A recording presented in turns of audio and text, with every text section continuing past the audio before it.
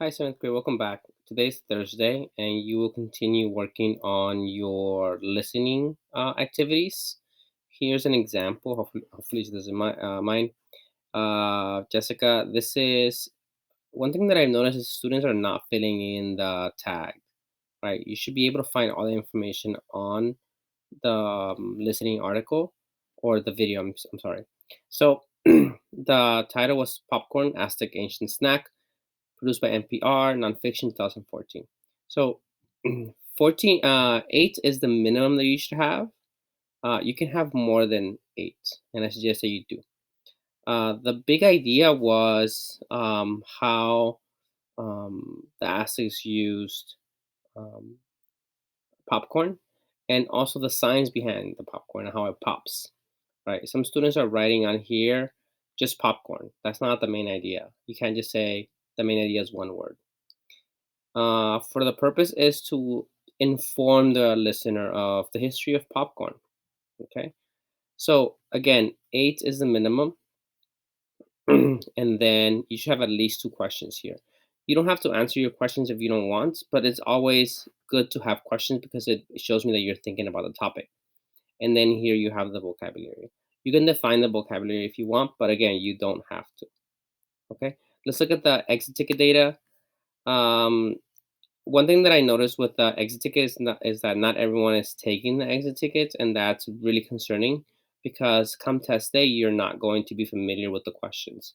A lot of the questions are going to be very similar, the structure, like drawing inferences, understanding vocabulary, supporting your answers with evidence.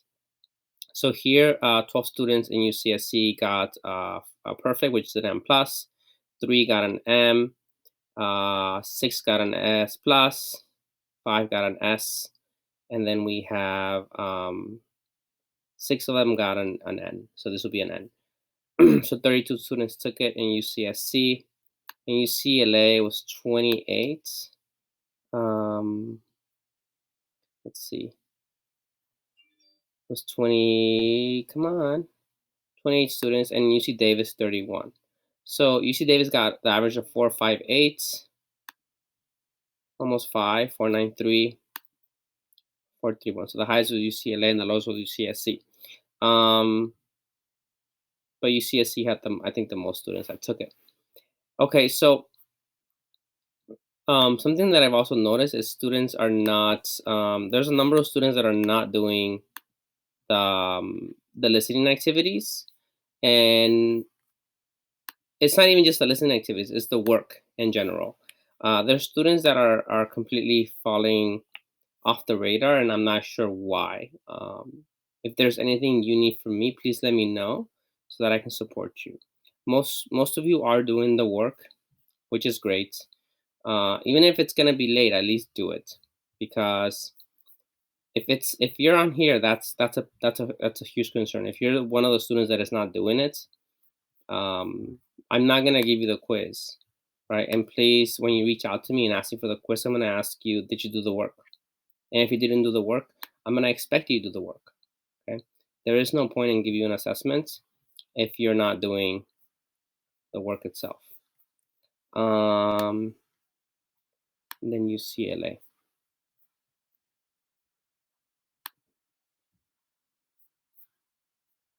Okay. There's a lot of students in UCLA today that did not finish the work. Again, I will not release the quiz to you if you don't do the work. Even if it's late, it's fine, but you have to do the work. Um, I'm disappointed that this is happening more often than not with the same students, and like I reached out to your parents, and sometimes it gets better, but for the most part it's been kind of the same. um so please let me know if there's anything you need from me. Today's presentation is here. It's called the Byzantine Empire and War Strategy.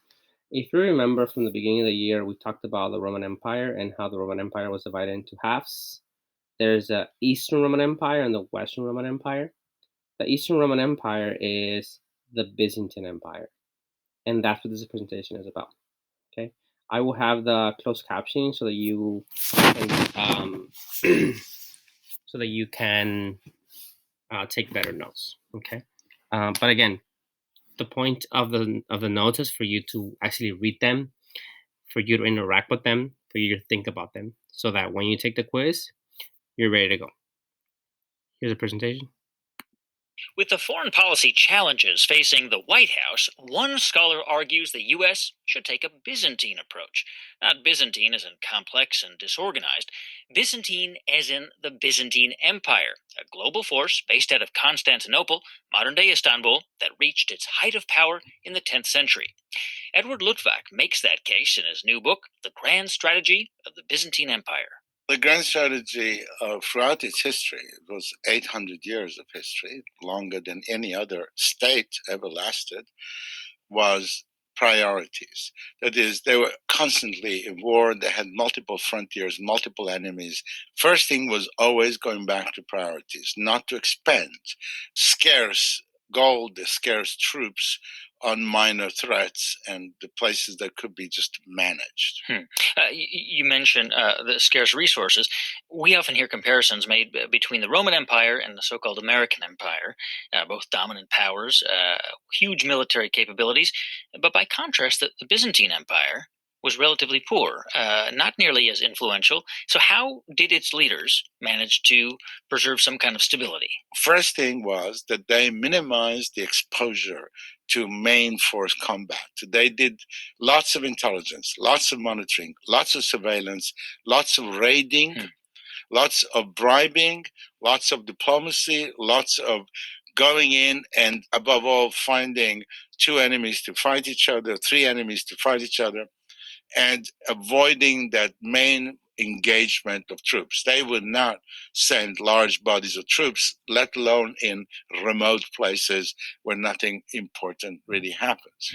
You wrote a short article for the latest edition of Foreign Policy magazine with 7 strategic lessons we can learn from the Byzantine Empire. The first you write is avoid war by every possible means. Yes, avoid war because you deal with threats by containing them, by managing them, by finding somebody else to fight. We have done that, of course, recently in Iraq. We found the Sunni tribes to attack Al Qaeda. We benefited from the fighting of the Shia against the Sunni, the hostility between the Kurds and the Arabs. We did some of that. First, we tried to do it, quote, the Roman way, and then that failed, and we started ourselves doing it the Byzantine way, but we have to do more of that. By the Roman way, you mean?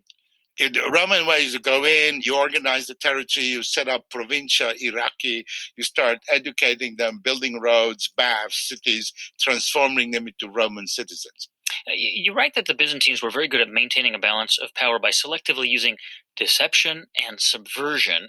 Wouldn't doing that today by the United States government simply undermine our credibility, America's credibility abroad? Well, listen, in the conquest of Afghanistan, a brilliant feat of arms back in 2002.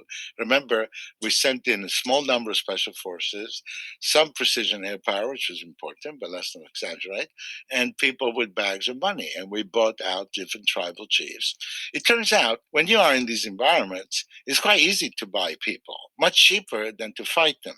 And the fact that there may be religious fanatics appears not to interfere with that.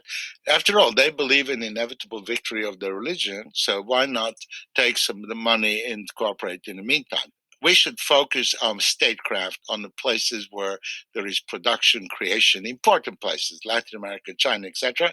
And we should deal with these troublemakers by using police methods and subversion. But the idea of changing the entire environment, expanding all those resources to transform an entire country, because somewhere in that country there might be a camp where 25 people are practicing terrorism, that is the sort of loss of perspective. If the Chinese focus on the world and we focus on Anbar province of Iraq or Paktia province, we're lost. That's Edward Luttwak. He is a senior fellow at the Center for Strategic and International Studies and the author of the book, The Grand Strategy of the Byzantine Empire. Edward Luttwak, thanks for coming in. Thank you. I know it's kind of hard to understand what he was saying. I will put the closed captions and hopefully that helps. He talked a lot about American war strategies and how we can learn from the Byzantine Empire. and think about what he said. What specifically did he say? I forgot to go over the exit ticket score or the exit ticket answers. So, how old was popcorn kernels that archaeologists discovered? About 4,000 years. When you cultivate something, you are growing it. You're planting and growing it, right? I guess someone said create. When you grow something, you don't create it, you're just growing it. What is the main idea of the audio? It's that the audio story explores the ancient origins of popcorn, and then it describes the science behind it. Popcorn was an important part of Aztec civilization, and how we know that is they actually had a word for it. What is the purpose of the speaker telling us that kernels act as a pressure cooker? To explain how it actually how it explodes into being popcorn. And which of the following supports? So this question is connected to this question. You're always gonna have a question that asks you something like this, like have the answer here, and then what evidence supports that. Okay. Please try your best. Your goal is to get at least 4 questions out of 6 correct, because that's mastery.